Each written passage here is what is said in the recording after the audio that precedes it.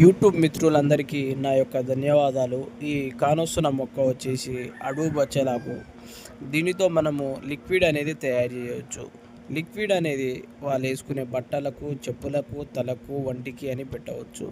దీంతో పాటు పౌడర్ అని కూడా ఉంటుంది. పౌడర్ అనేది తినే తాగే వస్తువులో కలిపి పెట్టవచ్చు.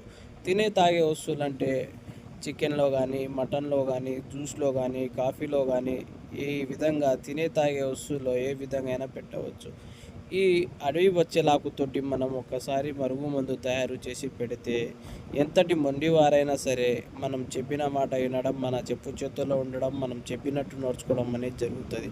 ఇది ఎవరికెవరికి పెట్టాలంటే భార్య మాట భర్త వినకపోవడం, భర్త మాట భార్య వినకపోవడం, అత్త కోడళ్ళ మధ్య సమస్యలకు, పిల్లలు మన మాట వినకపోవడం, అట్లాంటి సమస్యలకు అనేది ఈ మరుగు మందు అనేది పెట్టాలి.